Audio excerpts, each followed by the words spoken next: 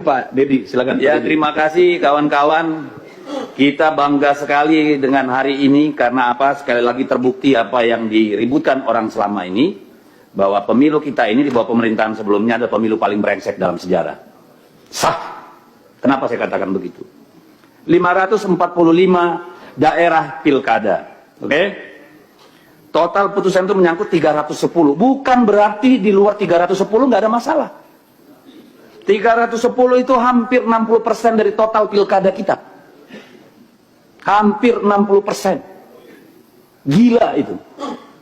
Saya nggak tahu kita punya hak nggak untuk duduk lagi di ruangan ini semua.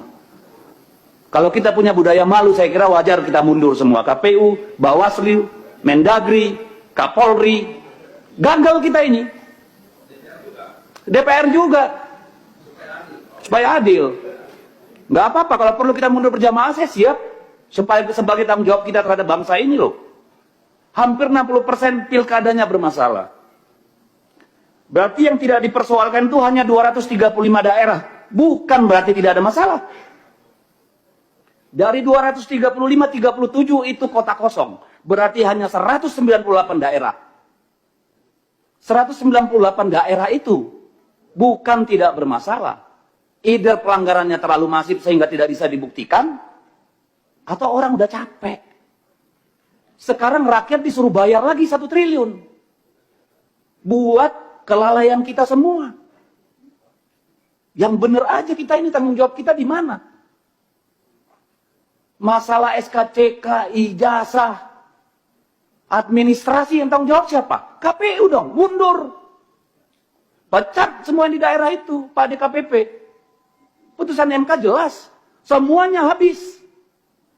Kalau nggak ada yang tanggung jawab, yang jaga republik ini siapa? Masa iya urusan remeh-temeh begini, ijazah palsu, masa jabatan, kayak keledai kita.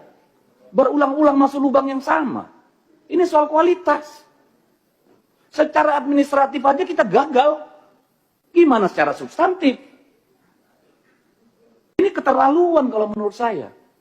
Hampir 60% pilkada bermasalah. Kepala daerah suruh tarung lagi. Dari mana uangnya? Minjem, jual, gadai. Besok-besok korupsi semua Bapak Ibu. Yang salah siapa? Karena kita tidak melaksanakan tanggung jawab kita. Nanti kita teriak, kepala daerah koruptor. Muaranya di sini. Ketidakmampuan kita menjaga pemilu yang jurdil, bikin pelanggaran di mana-mana. Dan kita harus bayar itu semua. Enak banget. Apa yang mau kita sampaikan, Pak? Tidak adil kalau ini ditimpakan sama pemerintah daerah. Sudah anggaran dipangkas, suruh lagi dibiayai nih kelalaian kalian semua. Tidak akan ada gugatan kalau Gakumdu itu benar-benar kerja. Tidak akan ada yang masif kalau PJ-nya itu benar-benar punya marwah. Bawaslu-nya kerja benar. DKPP-nya kerja benar. Malu kita, Pak. Ini bukan cuma soal anggaran, ini soal peradaban. Ini bukan soal teknis. Buat apa kita pemilu?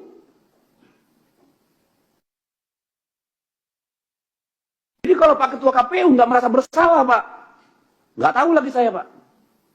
Kalau Bawaslu menganggap ini bukan salahnya dia, bingung saya. Kalau Kemendagri nggak merasa ada kekurangan di pihaknya, wah kebangetan. Demikian juga Polri. Apa kita diskusi anggaran? Anggaran Kemendagri aja potong. Masa disuruh daerah lagi potong? Nggak adil. Benar, saya berharap ini forum refleksi Bapak Ibu. Yang benar lah kita ngurus negara ini, ngurus republik ini. Masa hampir 60% pilkadanya bermasalah?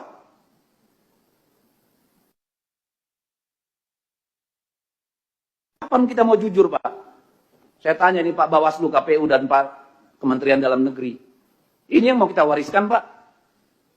Dan ini akan direplikasi pada pemilu-pemilu berikutnya, Pak. Ujungnya apa? Hutan habis, tambang habis. Semua dihabiskan untuk membiayai pemilu, Pak. Apa nggak ngelihat efek dominonya kita ini? Saya minta tolong, saya keras karena apa? Ini soal bangsa ini. Bukan soal teknis kurangnya anggaran, Bapak Ibu. Siapa yang jamin PSU pertama nanti tidak ada PSU kedua? Kita pernah ngalami sampai 3 kali PSU di Maluku Utara. Siapa yang bisa jamin? Akhirnya kepala daerah yang terpilih pun gak legitimate.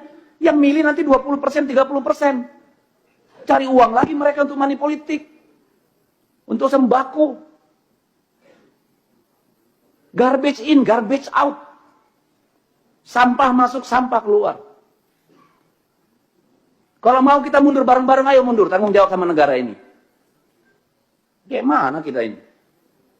Saya nggak merasa punya martabat jadi DPR kayak begini hasil pemilunya, Pak. Jujur aja, Pak. Ibu. Saya nggak punya kemampuan untuk menerima ini. Begini yang kita hasilkan. Kita semua bagian dari persoalan. Bukan cuma soal jabatan. Tanggung jawab kita pada anak-anak kita, Bapak Ibu. Masih ada nggak itu di dada kita? Masih ada nggak sih? Yang begini ini mau kita wariskan. Ini anggota DPR nih semua ini babak belur, Pak. Berdarah-darah, Pak. Kemarin pemilu. Pemilu berikutnya. Apa yang berani bertarung di DPR, Pak?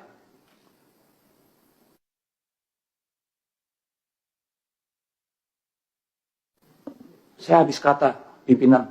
Ini menyedihkan. Kalau kita tidak melakukan koreksi pimpinan, besok-besok jadi anggota dewan itu perlu 50-100 miliar pimpinan. Jadi kepala daerah butuh 200 miliar. Tolonglah. Saya minta tolong. Saya minta tolong bapak-bapak, ibu semua mundur. Kalau nggak berani mundur sendiri, saya ikut mundur. Nggak benar begini. Terima kasih Pak Dedi.